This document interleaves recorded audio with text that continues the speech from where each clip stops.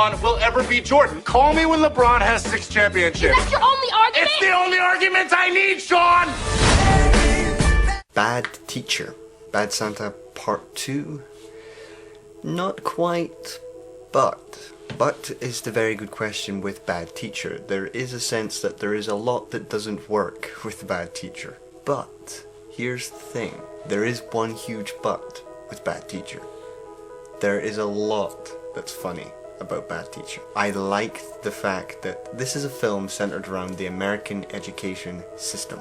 Now, if you can find your enjoyment from a film which deliberately makes fun of the American education system while being a film, and a comedy in particular, from Hollywood, that's priceless. It's priceless because it's so wrong.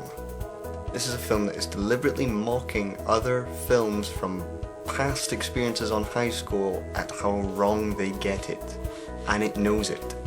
Maybe I've got it completely wrong, and that's not the point of Bad Teacher, but that's the thing I like about it. But here's the thing about Bad Teacher, it has no point. It has no message to give away in any sense that it's preachy or patronizing or any of that. And all Bad Teacher really is pure on and off crudeness. This year I've already seen 2 very crude, very lewd, very unfunny comedies. Your Highness, which is, you know, the real question is how it went so badly wrong, and then The Hangover Part 2.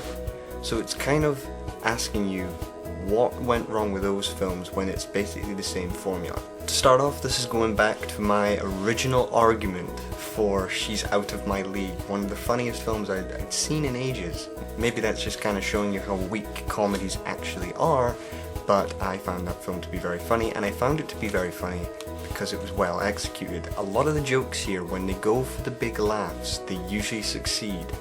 Or either there's the cringe-inducing, it's so unbearably tense and ugly and disgusting that you might just have to laugh. It's either laugh or barf. I'd rather laugh, and most of the audience got me in the mood for chuckling out loud quite a lot. There's plenty wrong with it. For the first 20 minutes it's barely funny, and it's lingering and trying to claw onto something that is actually funny. But once it finds its voice, once it tries and gets rid of a manipulative edge, it just becomes pure, unadulterated, mean-spirited comedy in the right terms. You don't get many comedies that do this well, and I mean be kind of stupid, be kind of silly, not quite work at times, but still succeed to make a decent comedy, even though you have an incredibly mean-spirited edge and you have some incredibly egotistical character. But this is the crux of every American comedy. It's got to be far-fetched. It's got to be, hey, all I'm doing this for is a pair of new tits.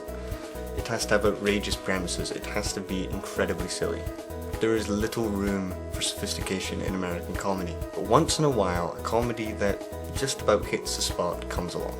And I believe, this truly, that once Bad Teacher finds its voice and actually starts to become funnier, a bit like Due Date, but yeah, funny, and then the film is doing what it's supposed to do. It is an outrageously funny, unadulterated, mean-spirited edged comedy which kind of works half the time because it knows it's kind of self-mocking itself. It turns into a parody of other films.